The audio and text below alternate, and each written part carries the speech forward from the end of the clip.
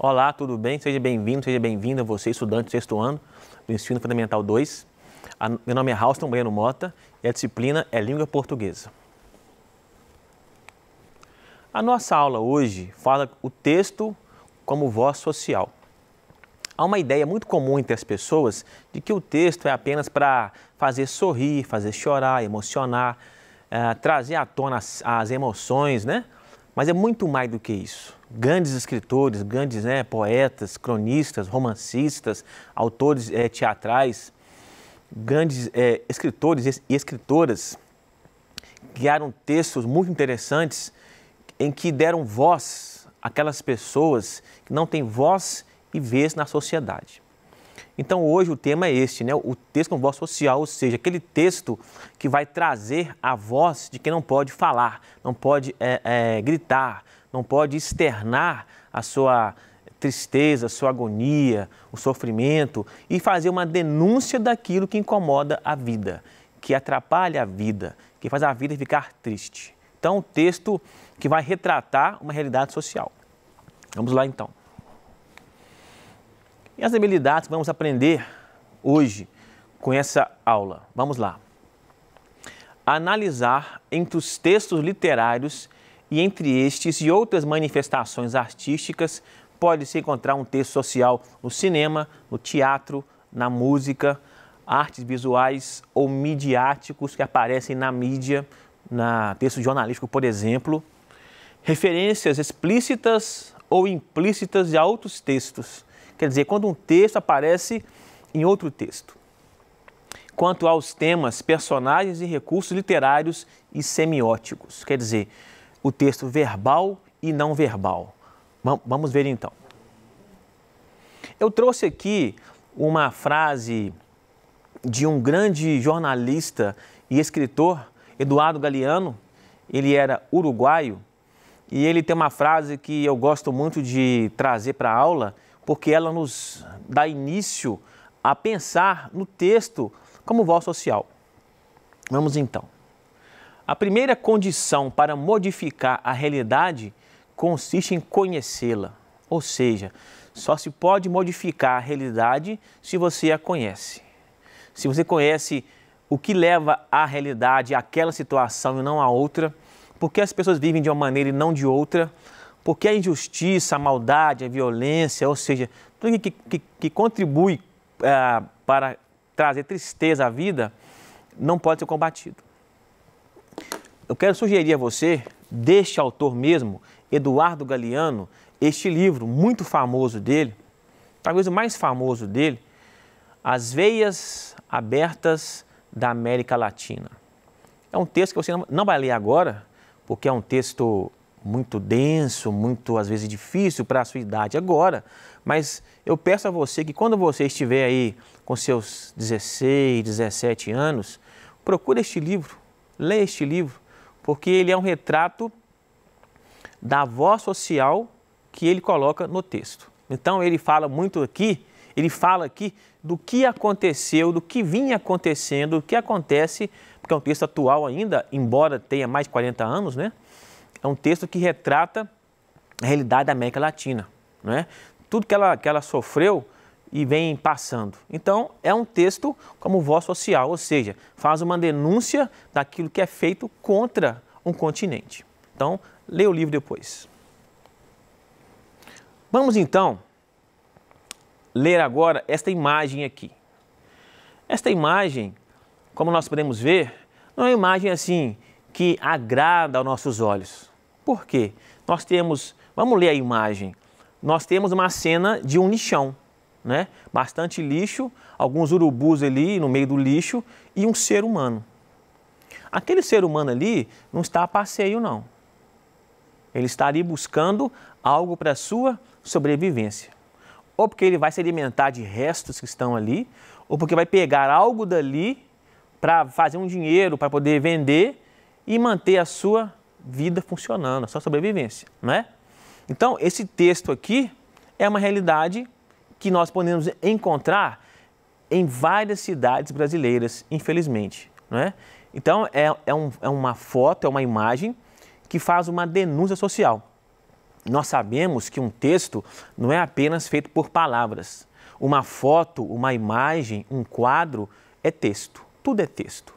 Tudo aquilo que provoca em nós um sentido, nos faz pensar, refletir, tem a ver com a realidade, com a imaginação. Neste caso aqui, com a própria realidade, é texto. Tudo que provoca em nós um sentido de interpretação, de indignação ou de reflexão é texto. Até o silêncio é texto. Então nós temos aqui um texto. O que tem a ver esse texto com a aula de hoje? Tem tudo a ver. Vamos ver por que isso tem a ver? Vamos lá. Eu trouxe aqui um poema chamado O Bicho, de Manuel Bandeira. Manuel Bandeira foi um importante poeta que viveu ali bastante no século XX, não é? E ele era um cara assim que pensava na condição social das pessoas, não é? Então ele retratou neste poema algo que chama a atenção. Vamos ler. Vi ontem um bicho na imundície do pátio, catando comida entre os detritos, entre o lixo mesmo. Quando achava alguma coisa, não examinava nem cheirava, engolia com voracidade. Quer dizer, ele não pensava, ele simplesmente agia. Agia como? Ele pegava e comia.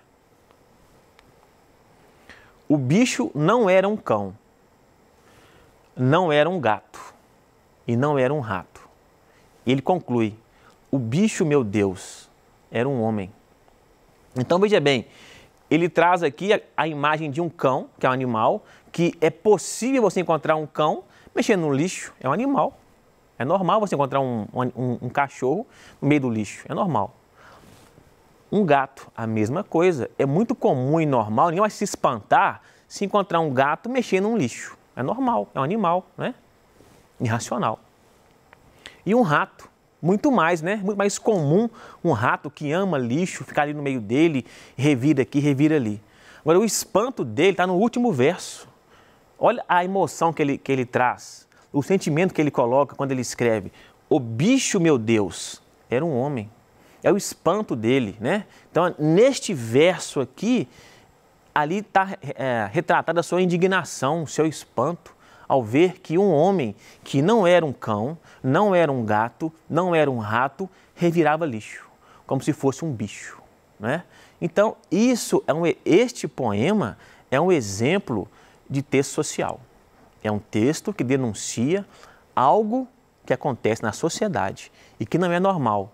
Não podemos aceitar, achar assim, mas todo dia a gente vê isso, todo dia isso acontece, infelizmente. Mas a proposta do poeta é justamente essa, nos levar a pensar, a refletir sobre que realidade que é essa e como transformá-la então. Porque senão pode chegar ao ponto de achar que é tão normal, deixa para lá, é assim mesmo, nos acomodarmos. Então, essa é a função social de um poema como este aqui. Agora aqui nós temos duas imagens muito parecidas. Aqui nós temos corpos de seres humanos, um sobre o outro, né? Corpos mortos, né? Pessoas mortas. Quer dizer, aqui você está vendo uma imagem triste, igualmente triste. Na verdade, é uma foto, né? Uma fotografia. Do outro lado, à direita, também uma outra fotografia. Nós temos ali corpos jogados também. E corpos que estavam onde? Parece que é um caminhão ali, não é? É um caminhão. Então, pessoas são lançadas no chão como se fosse assim, objeto, coisas, né? Resto de lixo, resto de obra, sabe? Mas não são pessoas. Esta foto aqui é em Ruanda, é um país da África. Então, é uma denúncia de um jornal que está mostrando uma realidade social naquele país. A violência, a guerra, né? Assassinatos e pessoas sendo jogadas como se fosse assim, resto, como se fossem lixo. E aqui nós temos, na verdade não é uma foto, é um quadro de um pintor chinês. Eu trouxe o nome dele aqui anotado, porque eu não vou saber falar o nome dele. Então eu anotei aqui, Li Zijian é o nome dele. Li Zijian é o pintor chinês, né, que elaborou essa obra aqui. E ela tem a ver com a outra obra, que é uma foto jornalística, outro texto. Então, são dois textos retratando uma dura realidade social, né? O que acontece lá em Ruanda. Tem até um filme que eu vou indicar a você, chamado Hotel Ruanda, de 2004. Então, nesse hotel, né, acontece um fato curioso e outros fatos também acontecem nesse filme para você assistir, você pensar sobre esta realidade. Porque um filme também é um texto e ele pode ser encarado como voz social muitas vezes, porque ele retrata uma realidade de uma comunidade ou de um país. Então, o Hotel Ruanda, fica a dica para você. Aqui nós temos um quadro, Os Retirantes, de Portinari, né? Um grande pintor brasileiro. E neste quadro nós podemos ver também a comunhão entre arte e realidade, a aproximação entre arte e realidade. Olha só, nós temos uma cena aí, também assim, não é uma cena que você dá pulos de alegria ao ver. Você fica até entristecido. Por quê? Nós temos ali uma família, perceba, ninguém está sorrindo ali, parece que não há motivos para esse sorriso, para haver sorriso nos lábios, né, como se diz, né? Até um pleonasmo nos lábios, né? Quer dizer, não há um sorriso ali, quer dizer, uma família de retirantes. O nome do quadro é esse, retirante, quer dizer, o que é retirantes? Estão saindo de uma localização, indo para outra localização, tentando melhor sorte. Então, esse quadro aqui do Portinari é também voz social. Por quê? Está denunciando uma situação que acontece no nosso país, principalmente no norte de Minas e na região nordeste. Uma família inteira, faminta, quer dizer, você vê que no chão há restos de comida, ossos de animais mortos, né? Urubu sobrevoando, como que a espera, olha só a cena, como que a espera da morte da família para poder se alimentar dessa mesma família. Então é um quadro assim, é a arte, ela assim, esteticamente ela é linda, mas a realidade não é. Então é um texto também que pode ser lido como um texto social. Então, assim, o texto como voz social, denunciando uma realidade. Bom, quando nós falamos de voz social, nós falamos também de reclamação. Quer dizer, você está pondo, como se fala, né? Pôr na boca no trombone, está denunciando alguma coisa, alguém, não é? Então nós vamos agora conhecer um gênero que tem a ver com isso também. É uma carta de reclamação. Vamos conhecer? Todo mundo já pensou em fazer ou já fez ou uma carta de reclamação ou um e-mail de reclamação, que é mais comum hoje, né? O e-mail. Você comprou alguma coisa, algum produto, ou contratou um serviço e foi mal atendido, ou algo de ruim aconteceu, o que esperava que acontecesse não aconteceu. Então você vai elaborar um texto, uma carta ou e-mail de reclamação. Qual é a sua estrutura? Vamos lá. Intenções principais, o nome já fala, né? Você vai fazer uma reclamação ou então uma solicitação ou uma crítica. Onde acontece essa carta de reclamação? Onde ela é publicada? Onde ela circula? Revistas de jornais, impressas ou online, né? Sites ou plataformas de reclamação. Várias empresas possuem sites específicos, ou 0800, né? Canais de ouvidoria para ouvir o consumidor. Você liga para lá e fala, ó, isso aconteceu assim, assim, assado, tal dia, tal horário comigo, em tal loja, tem documento aqui, nota fiscal, e você encaminha para a empresa. Acontece também. É a voz social do cidadão, tá vendo? É uma carta de reclamação ou e-mail. Quem lê? Leitores de jornal, revistas, internautas, o público em geral. Tem uma frase que eu gosto muito, ela fala assim, aprender com os próprios erros é romântico, mas aprender com os erros dos outros é econômico. Quer dizer, você viu o que aconteceu com aquela pessoa e você não vai passar pelo mesmo problema, porque você vai se prevenir, não é? Organização, uma carta, né? Introdução, exposição do problema, do que aconteceu, argumentos para justificar a sua reclamação, o que aconteceu, onde aconteceu, por que aconteceu, o dano sofrido, o nome do remetente, o seu nome e escrito em primeira pessoa ou terceira pessoa. Ou seja, eu estou falando, ou nós estamos falando, ou eles estão falando. Terceira pessoa. A linguagem, informal ou formal, dependendo de quem? Do autor ou da autora, de quem escreve, para quem você vai enviar e do tipo de publicação.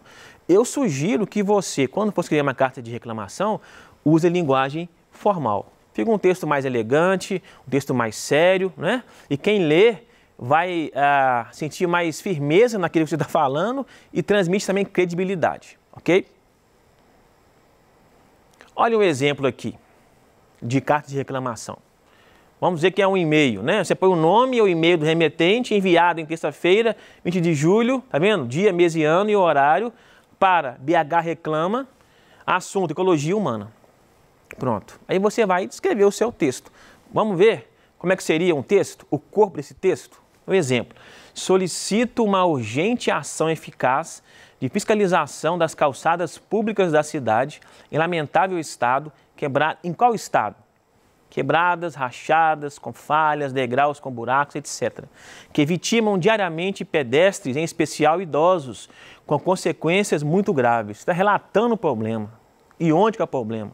O endereço disso tudo fica na esquina entre a Avenida Afonso Pena e Rua da Bahia, nessa capital. Pronto. Então você foi breve, objetivo e claro, né? E fez um pedido, fez uma reclamação. É o cidadão usando um texto como voz o quê? Social, né? Continuação. Por que a prefeitura... Aqui é um outro exemplo, né? Por que a prefeitura não faz um convênio com os Correios para que os carteiros fiscalizem as calçadas com delações premiadas? Prático, barato e rápido. É uma sugestão, né? Eles que rodam por toda a cidade, eles podem também fazer isso. Outra sugestão. Por que as vítimas não se mobilizam judicialmente por indenizações em caso de queda por calçadas sem manutenção? Também pode participar pode fazer parte do seu texto. Atenciosamente, né? Você vai se despedir com educação, nome, endereço e telefone. Por quê? Porque a pessoa, o órgão público ou a empresa vai querer entrar em contato com você. Tem que saber o seu nome, onde você mora e o telefone de contato, né? Então você envia o e-mail, a carta e vai ter a resposta se você colocar seu nome, endereço e telefone. Carta de reclamação. Então, na aula de hoje, nós podemos aprender sobre carta de reclamação e também sobre ler um texto que vai trazer uma realidade. Isso é importante, por quê? Porque o cidadão ele precisa participar da vida pública. Aristóteles, um filósofo grego, ele escreveu um livro chamado Política, e neste livro ele fala o seguinte, olha, cidadão é aquela pessoa que participa da vida da cidade. Então, se você participa da vida da sua cidade, não poluindo, não estragando, não danificando o bem particular ou público, você é um cidadão responsável, consciente dos seus deveres e direitos.